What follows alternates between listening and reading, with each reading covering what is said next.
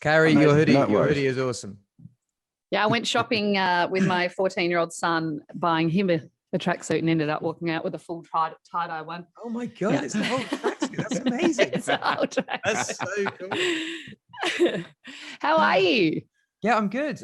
It's I've had a full day. I feel like when Warner do interviews, they like yesterday they all ended with New Zealand interviews, and the day before it ended with South African. And I feel like they basically start off with the interviews that you find difficult, and then they're like, but we've got the Australian ones at the end of the day, and you're gonna love them. I've been looking forward to these all day, and I'm just happy to be here. We love that there's been so much secrecy around talking to you. We couldn't use your real name, so we were given the name Alan to use. How do you feel about being Alan? You know what? So my pseudonym by the label, they have this guy that works at the label who's like the like secretive guy, and my name was in all capital letters Giant. And I was like, guys, like, come on, I sound like such a, I'm not going to swear, but a C word. And I was just like, can you just change my name to something standard like Gary or Alan? So they've changed my name to Alan. Hey, the new song is awesome. Bad Habits is what it's called. We're arguing already, though. I think it's straight up about partying. Carrie thinks it's about a person. Or being obsessed with a person. But we only got one listen. So. Well, no, but this is good. So essentially the song's concept is about partying, but I wanted to make it, if you personify what is your bad habit, like my bad habit is binge drinking and binge eating. So my bad habits from drinking lead to eating, or smoking, whatever. It leads to you, and it's personifying the thing. But I wanted it to be like, you know, we've all been in bad relationships where you have a couple of beers and I'm going to text this person, and your bad habits lead to that person. So it's essentially just about bad habits leading to another bad habit. And is the lyric, nothing good happens after 2 a.m., is that literal, or is it a thinly veiled swipe at your daughter to go to sleep? Oh, no, it's nothing, mate. When my daughter wakes up at 2, it's way better than sitting at 3 a.m. and listening to your mate talk about Brexit for the 46th time. That's amazing. I like the film clip, though, too. The pink suit. Is that the first time you've ever worn a pink suit?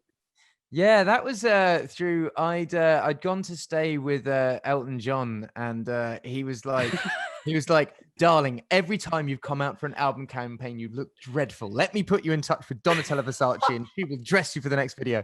So I basically got this like bright pink suit, an amazing shirt. It was the first time I'd been properly styled, and you know, Donatella from Versace is lovely and amazing. So they got me this suit, and as soon as I put the suit on and had the teeth in, I was like, it's not quite there. So they spray painted my hair blonde, hairsprayed it up, put the, you know, mascara on and the glitter, and suddenly, and the nails, and you just become a character, you know?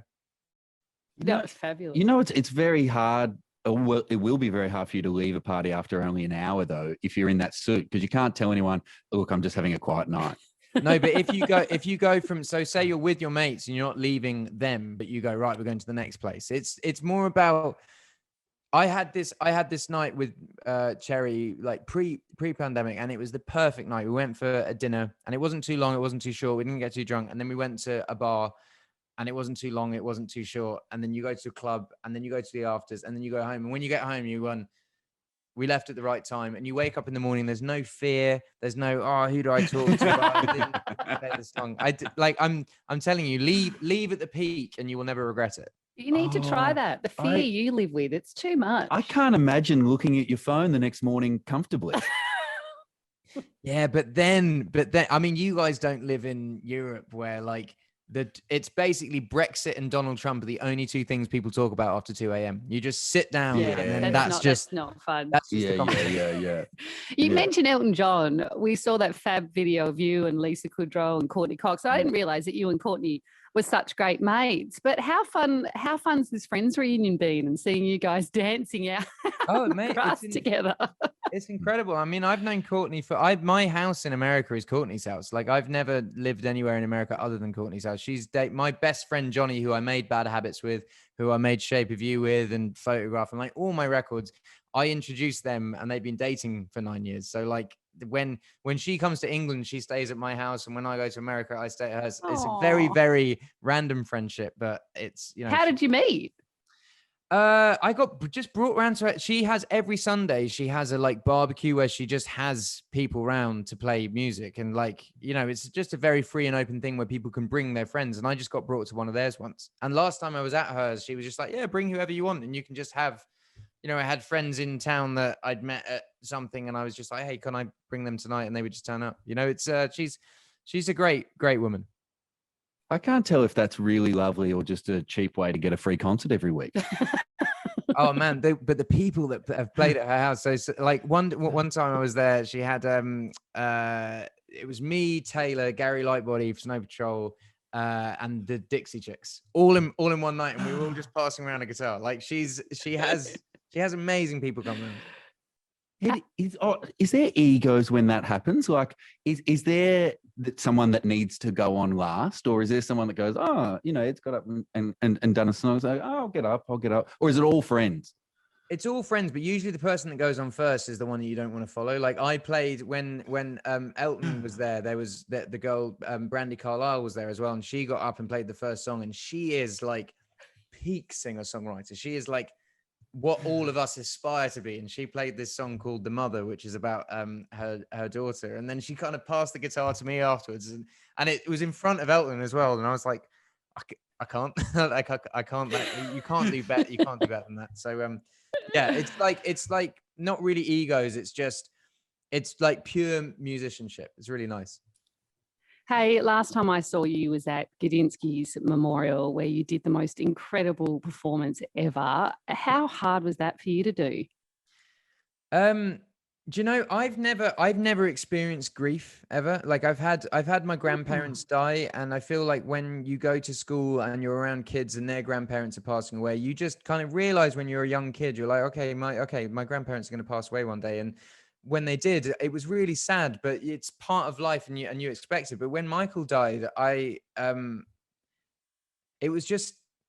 it just took me so by surprise, and it like really, I've never really felt grief like that. And the first thing, he was in my tour insurance, that basically if anything ever happened to him, I could cancel as many gigs as possible and go and be with his family. So as soon as it happened, my instant reaction was, I'm flying to Australia and I'm going to go and be with Sue and Matt and Kate, and got on a plane. I didn't really think about it and landed. And to be at the memorial was like it was such an amazing thing to be around so many people that were touched by him and affected, and how important he was to just music around the world, just not just Australian music, because there were people from all around the world that had stories about him.